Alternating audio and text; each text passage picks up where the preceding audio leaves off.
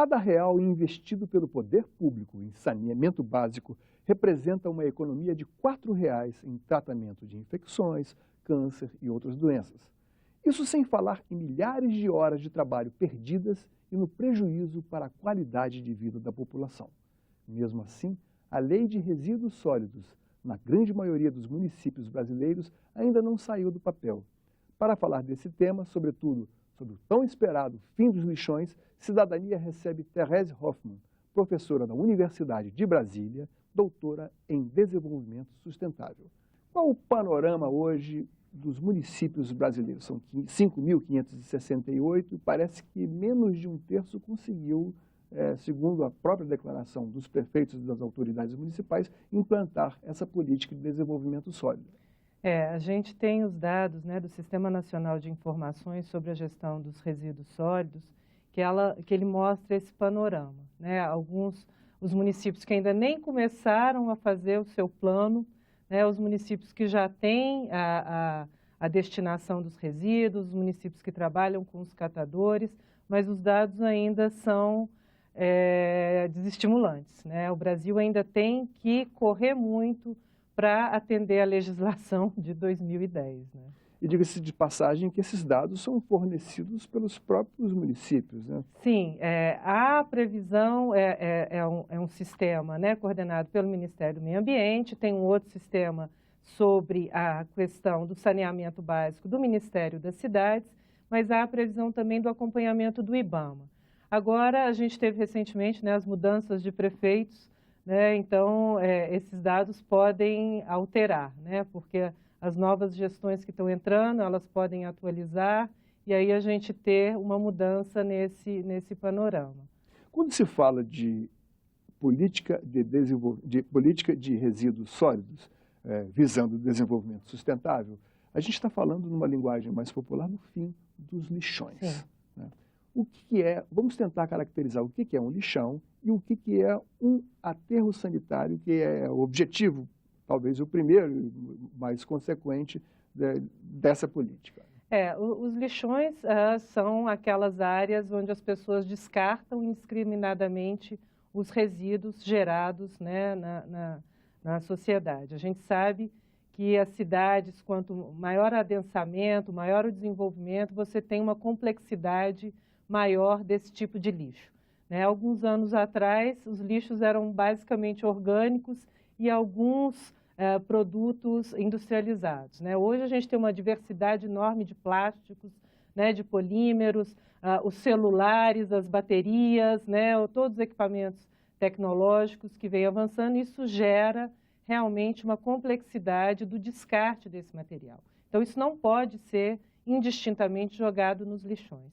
Os aterros sanitários são áreas onde o solo é impermeabilizado para que, com a consequência da destruição, né, da deterioração do material, o meio ambiente, não né? se contamine o meio ambiente, onde os gases produzidos pela, né, deterioração natural são controlados, não gera explosão, né? Então, esses aterros sanitários ainda estão em número muito reduzido, né? Existe um termo intermediário entre lixão e aterro sanitário, que é o que se diz o jeitinho brasileiro, que são os aterros controlados, mas onde o solo não é impermeabilizado. Então, que pode acarretar, né, a contaminação dos lençóis freáticos pelo chorume, pela degradação do lixo que vai sendo deteriorado. Quando a gente fala em municípios brasileiros, a gente não pode deixar, infelizmente, de destacar que na capital do país esse problema ocorre em um dos maiores lixões, que é o lixão da estrutural, né? E aí é que a gente reflete a questão nacional. Se a própria capital do país, que não é uma área tão extensa assim, não conseguiu atender o prazo, né, da Política Nacional de Resíduos Sólidos, ela só foi agora, em 2017, lançar o seu aterro sanitário, imagine os outros municípios com menos condições. Né? Então, Brasília tem hoje, né, o aterro sanitário dentro da legislação, mas o lixão ainda não está totalmente fechado. Estamos nesse processo de transição. Né? E aí a gente pode mencionar em outros municípios com menor condição, né, com a menor estrutura, qual o prazo que será necessário. Porque é uma questão cultural, né, Paulo? A gente acha que amarra o saco de lixo, bota do lado de fora da porta, o problema resolveu. Né? Não é bem assim. Né? Nós vimos mesmo, nas mudanças de prefeitura, várias matérias onde os contratos com os catadores, com as empresas de lixo, tinham sido suspensos, não estavam sendo pagos, e as cidades, né, os novos prefeitos entrando e as cidades se acumulando os lixos. Né? O que impressiona quando nós lemos um briefing traçado por alguns especialistas é que eles fizeram uma projeção que nos próximos 5 anos, nesses lixões, a manutenção desses lixões, seja no controle, seja nas causas indesejáveis, nas consequências indesejáveis, custará ao país nos próximos 5 anos 13 bilhões e meio de reais. Enquanto a transformação, o fim dos lixões, a transformação dos lixões em aterros sanitários exigiria um investimento de 7,5 bilhões de reais até 2023. Primeiro, é factível essa meta? Seria? Aí é que está, de novo, é um problema cultural. Né? A gente não pode ter só a lei que determine os prefeitos, mas e a parte da população ou das indústrias e toda a logística reversa? Né? Se as pessoas ainda jogam o lixo, a sua latinha de refrigerante ou de cerveja pela janela, se jogam a sua guimba de cigarro no bueiro, quer dizer, as pessoas também não ajudam. Então, esse custo para o poder público é maior. Né? Então, é uma conscientização que ela tem que vir realmente das escolas, né? Das casas, das famílias, para o poder público ter o material separado para coletar. Por que adianta o poder público ter a coleta seletiva se os moradores não fazem a separação do lixo? Como é que isso vai processar? É um outro custo também. Aí teríamos que fazer uma campanha educativa com com alguns gastos, evidentemente, despendendo algum gasto de recursos para poder educar a população. Mas você falou em guimba de cigarro, né? Então eu acho que super interessante, porque 2 estudos que você fez sobre reciclagem, um deles é até paradoxal, porque você fala em guimba de cigarro e o outro é sobre dinheiro, cédulas descartadas eu não sei se inclui moeda Banco também. Central, né? não só as cédulas descartadas do Banco Central. Eu queria que você falasse um pouco. Por que você escolheu esses 2? A guimba de cigarro até dá para entender, né? Não, o Brasil, com a mudança de moeda na década de 90, ele passou por uma série de novas moedas, né? O Cruzeiro Real, Cruzado Novo, até o Real. Nesse meio tempo, a gente estava fazendo um trabalho no Banco Central sobre coleta seletiva. E aí o banco nos procurou porque esse material, que é aqui em Brasília, triturado pela sede do Banco Central e descartado no lixão... Vai para o lixão? Sim, vai para o lixão. Ele não pode ser reciclado como os outros papéis, porque o dinheiro ele tem uma propriedade que impede que ele molhe. O papel, para ser reciclado, ele tem que molhar. Então, a gente desenvolveu tecnologia, patenteamos em 96, né? Já tivemos vários contatos com o Banco Central, com a Casa da Moeda, mas ainda não se fechou. Qual seria o objetivo? É você permitir que o dinheiro ele receba um tratamento, né? Porque o meio circulante do Banco Central, ele controla o fluxo de dinheiro do Brasil. Se a nota está um pouco amassada, ela tem um padrão de qualidade. Ela é retida nos bancos, encaminhada ao Banco Central, o Banco Central tritura, descarta esse material e produz cédulas novas. Né? A gente quer que nossas cédulas durem muito. Mas, paradoxalmente, também, quer dizer, a propósito, ontem nós ficamos sabendo que muda ministro, aí o novo ministro tem que assinar, você imprime mais, você substitui cédulas, né, com a assinatura do ministro em a questão do dinheiro no Brasil e até o próprio cuidado. A gente amassa a nota, rasga, escreve bilhetinho, né? E esse dinheiro, ele não entra na cadeia de reciclagem como o papel normal, o papel de caderno. Ele precisa de um tratamento que quebre essa impermeabilização dele. E é isso que a gente desenvolveu. Isso é a nossa patente. E essa mesma prática seria aplicada aos outros materiais de forma que possa... Isso. E aí, ele recebendo esse tratamento, ele entra na cadeia normal da reciclagem. Enquanto isso não acontece, ele vai para o lixão e o processo de deterioração dele é muito lento. né? Além dos metais pesados que compõem a tinta. E a guimba de cigarro? É a aquela guimba que de cigarro é outra patente nossa. Vai para os bueiros, fica entupindo ali. Nas praias, né, nos rios. É uma patente que a gente registrou em 2003, e aí que você vê realmente o que é lixo. Né? Então, a guimba de cigarro, com a pesquisa da universidade, ela deixa de ser lixo e vira matéria-prima para uma outra cadeia produtiva. Né? Essa patente já foi licenciada, tem uma empresa em São Paulo. Para fabricar o quê? Papel. Papel. Papel. Logo o papel, que é algo também que exige uma linha de produção que consome muita água, muita energia. Né? Então, a gente fez esse trabalho, já foi licenciado para a Poiato Recicla em São Paulo, e a gente tem agora já a primeira empresa de reciclagem de bitucas de cigarro do mundo. Qual o procedimento que um prefeito de um município que ainda não implantou deveria, no seu ponto de vista, proceder?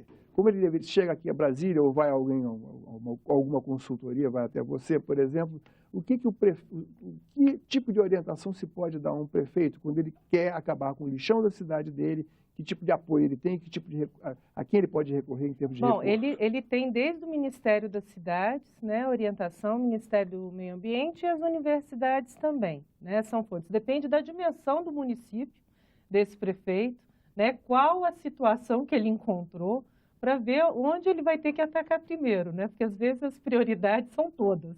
Né? Você pega municípios que, vamos resolver isso. Não, está tudo precisando de solução. Tem lá a folha de pagamento dos servidores. Dos servidores. Né? E é como você falou no início, né? Investir em saneamento é mais barato do que investir em saúde. Então, assim, no momento que a saúde é tão demandada, a gente fica nesse dilema. Né? Eu tenho que atacar o saneamento básico, os lixões, para eu conseguir, ali na frente, recuperar o meu sistema de saúde. Porque com mais pessoas doentes por causa da falta de tratamento correto do lixo e dos resíduos, não há dinheiro que dê para se investir em saúde. Bom, o prazo para que coloquem em prática, para que as cidades coloquem em prática, nas capitais e nos municípios com mais de 100 mil habitantes, foi estendido até 31 de julho de 2018.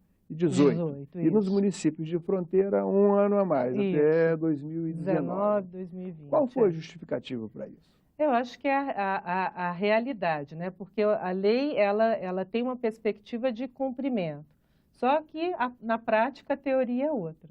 Né? Então, a hora que se vai implementar, como visto Brasília mesmo, né? O prazo de 2014 não foi cumprido. Foi por falta de vontade? Não. Né? Mas é uma série de situações que se depara, porque toda uma movimentação. Né? Como você já disse, os lixões, eles envolvem uma economia, né? Uma economia perversa, porque tem pessoas que vivem... Tem gente sobrevivendo daquilo. Né? E há um apego nisso. A pessoa, às vezes, não consegue ver uma perspectiva de melhora tendo uma outra condição de trabalho. Ela já está tão habituada àquela rotina que ela acha que ela vai perder o sustento dela, ela não consegue perceber que ela vai ter uma melhor condição se o lixo reciclável tiver uma separação, tiver uma outra destinação. Né? Então, os movimentos sociais impactam, né, fazem pressão, porque eles não percebem que podem ter um ganho, eles só veem que tem perda. E isso, às vezes, não é verdade. Você conhece experiências aqui no Brasil positivas de reaproveitamento dessa mão de obra que sobrevivia, de catar o lixo, de separar o lixo, enfim? A questão no Brasil das cooperativas, ela também é complexa, porque também é uma questão cultural.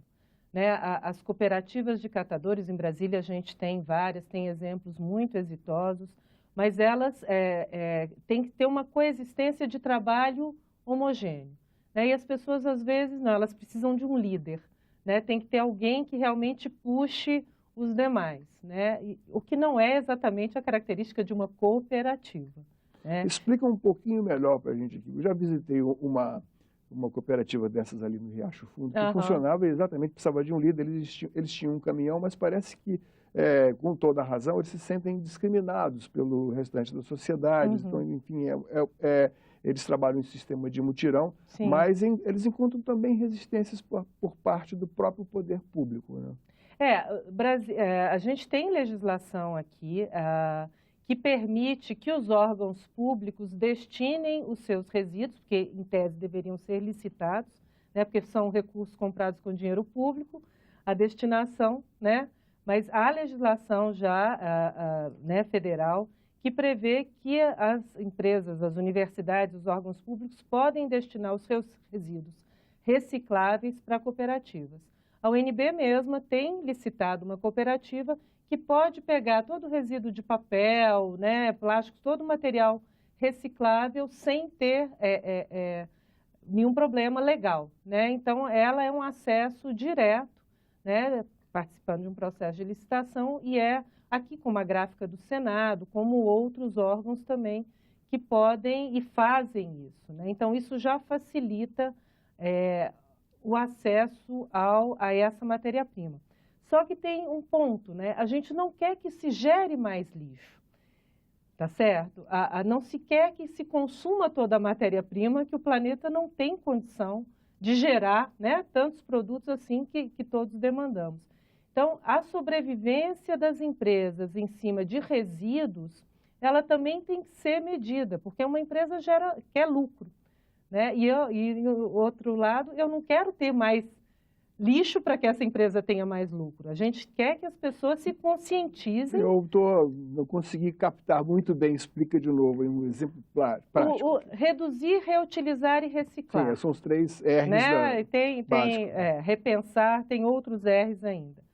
Então, eu tenho que reduzir o meu consumo. É o primeiro R.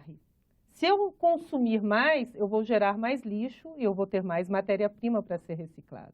Essa não é a lógica. Seja você pessoa, seja você indivíduo, empresa, seja você empresa. Né? Então, ente, tenho que reduzir o meu consumo e, consequentemente, gerar menos resíduos. Consequentemente, esse resíduo diminui para aquela empresa que vive disso como matéria-prima. Então, as empresas de reciclagem, elas têm que pensar nisso também. Por isso que é importante legislações para que dê incentivos às empresas que reciclam. Porque a lógica delas de lucro é diferente de outras empresas normais, né? Elas vão tirar do meio ambiente uma matéria que pode ser matéria-prima para um outro produto, mas elas não têm ganho em escala, elas não querem ter mais matéria-prima. A gente quer que as pessoas tenham consciência de usar melhor os resíduos, de usar melhor as matérias-primas. Pilhas e baterias, aí falando um exemplo bastante específico. Pilhas e baterias que são um avanço, evidentemente, elas têm uma função, mas precisam ser descartadas de um modo diferente, num local diferente. E aí vamos falar da logística reversa. Isso. Quando você compra uma pilha, você compra uma bateria de um celular, por exemplo, as empresas que te venderam, elas não estão prontas para receber de volta se você, acabou a minha carga, isso aqui não serve mais. E o que diz a lei e onde está faltando o cumprimento? Quem está fiscalizando? Esse é o gancho, né? Porque a lei justamente diz isso.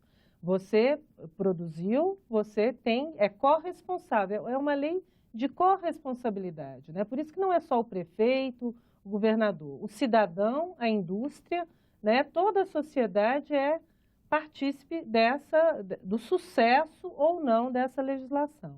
Né? No nosso caso, por exemplo, das guimbas de cigarro, vamos pegar esse exemplo. Existe só uma multinacional que produz o acetato, que é usado nos filtros de cigarro, é usado nas canetinhas hidrocor, que são os filtros das canetinhas, então ela tem uma cadeia de produtos que se beneficiam.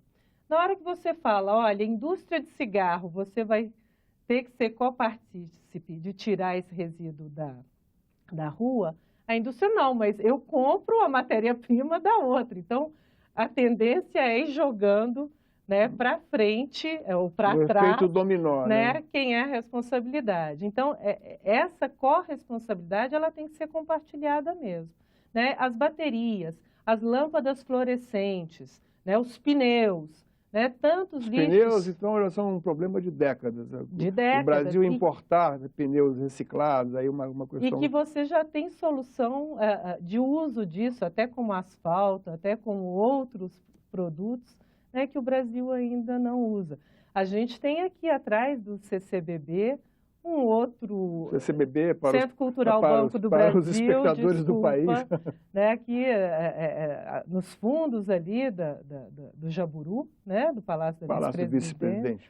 Um outro local onde está sendo usado para descarte de entulhos, né, resíduos de construção, que você tem também tecnologia de reaproveitamento, tecnologia da Universidade de Brasília, de reaproveitamento desses resíduos da construção civil. Então, assim, as universidades, elas têm desenvolvido o papel delas, que é gerar soluções. Falta, às vezes, esse entrosamento com a legislação e com a sociedade, as indústrias, né, para aproveitar todo esse conhecimento que é gerado. E falta vender o peixe, dar o recado, sobretudo para as novas gerações, Sim. Porque eu lembro que aquela lei que obriga o uso de cinto de segurança, as crianças, os filhos, que obrigaram os pais, não, pai, põe o cinto, isso aconteceu comigo. É cultura, né? Volta ao início, isso tudo é cultura. A gente só vai conseguir mudar os nossos hábitos, né, se a gente investir na educação e na mudança de cultura. Tereza, eu agradeço imensamente a sua presença aqui, já está convidada a voltar uma outra oportunidade para discutirmos esse tema do desenvolvimento sustentável e esperamos que até lá os lixões tenham sido banidos, que tenhamos avançado ou que a gente pelo menos possa contribuir, né, para que essa ação se dê. Muito obrigado. Obrigada a você. Mande suas críticas e sugestões para nós. Ligue para Alô Senado 0800 61 2211. Se quiser ver de novo ou baixar uma cópia deste ou de qualquer outro programa, acesse senado.leg.br/tv.